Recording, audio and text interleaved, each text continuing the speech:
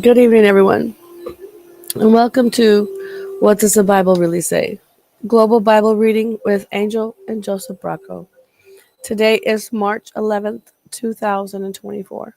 My name's Angel, number one original OG of the Misfit Army Disciples and founder of Oneblood, Breadbox Ministry, and the Misfit Army Disciples.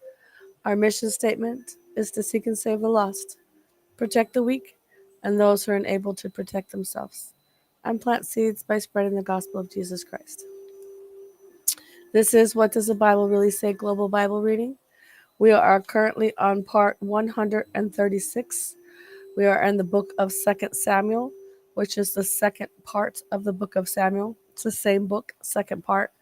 We are in chapters 1 and 2. I will be reading from the NIV version, coming from Bullhead City, Arizona.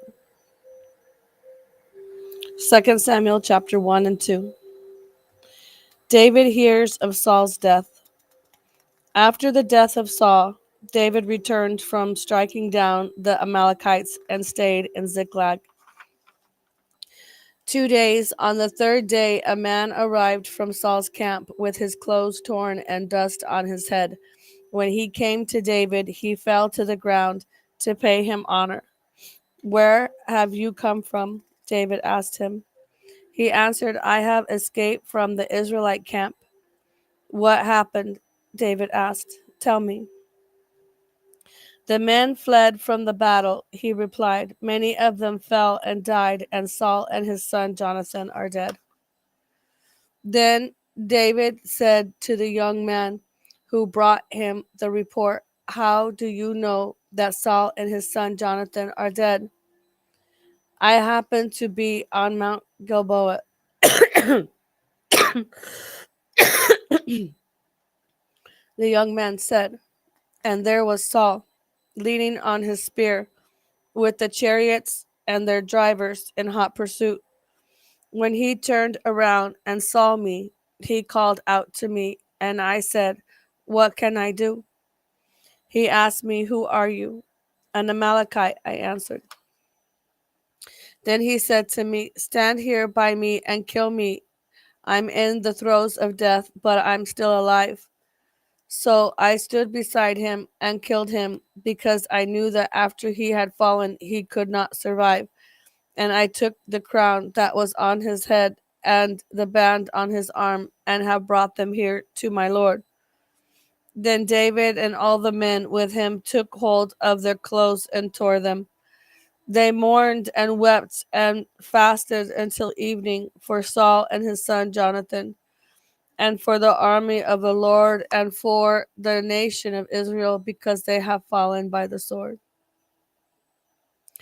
David said to the young man who brought him the report, "Where are you from?"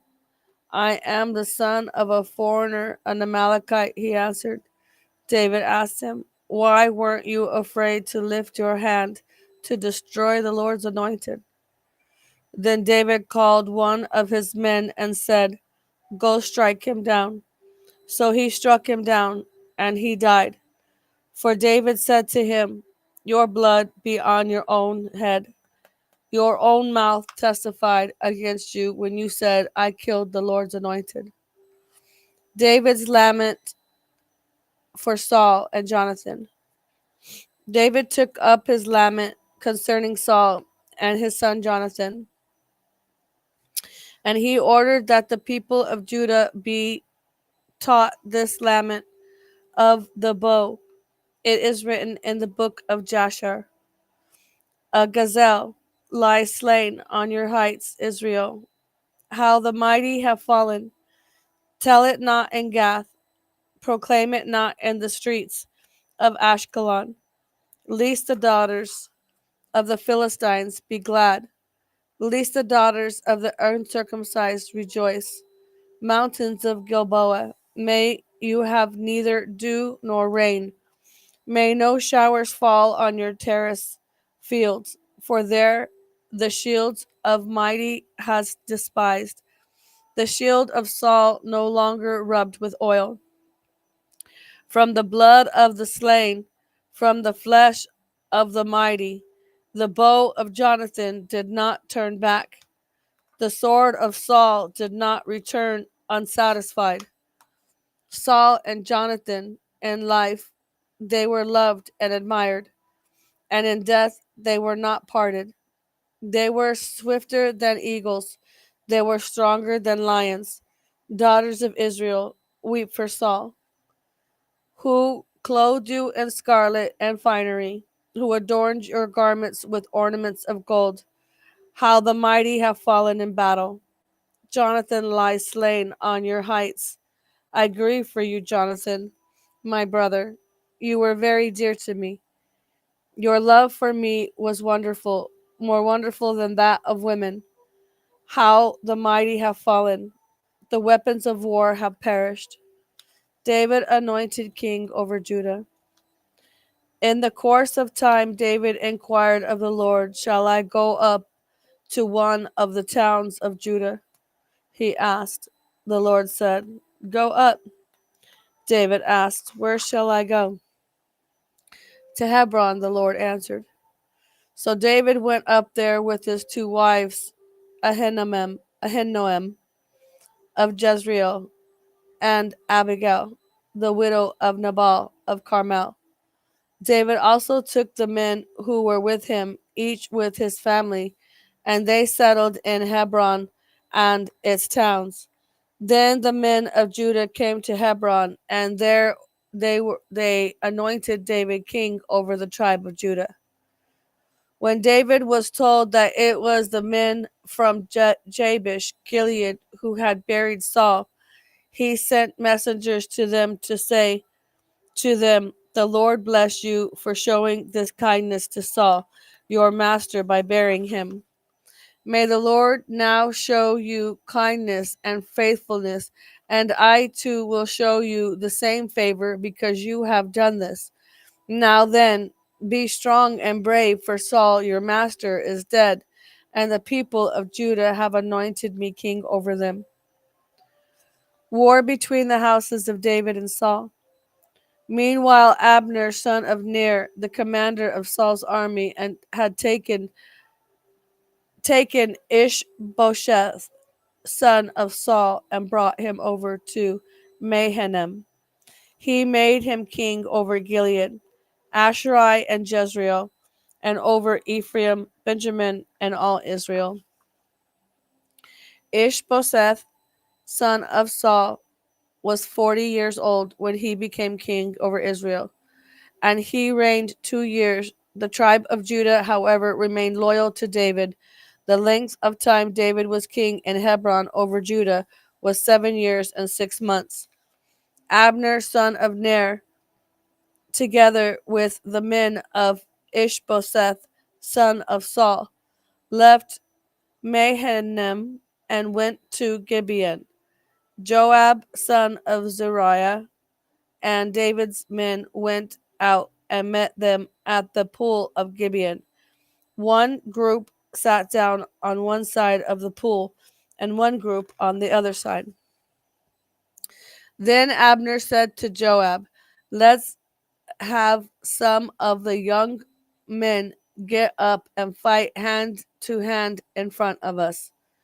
All right, let them do it, Joab said.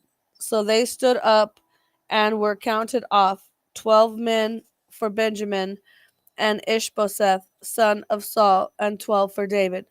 Then each man grabbed his opponent by the head and thrust his dagger into his opponent's side, and they fell down together. So that place in Gibeon was called Helkath Hazarim. The battle that day was very fierce, and Abner and the Israelites were defeated by David's men. The three sons of Zeruiah were there, Joab, Abishai, and Ashiel. Now Ashiel was as fleet-footed as a wild gazelle. He chased Abner, turning neither to the right nor the left as he pursued him. Abner looked behind him and asked, is that you, Asahel? It is, he answered. Then Abner said to him, turn aside to the right or to the left. Take one of the young men and strip him of his weapons. But Asahel would not stop chasing him. Again, Abner warned Asahel, "Stop chasing me. Why should I strike you down? How could I look your brother Joab in the face?" But Asahel refused to give up the pursuit, so Abner thrust the butt of his spear into Asahel's stomach, and the spear came out through his back. He fell there and died on the spot. And every man stopped when he came to the place where Asahel had fallen and died. But Joab and Abishai pursued Abner, and as the sun was setting, they came to the hill of Amimah,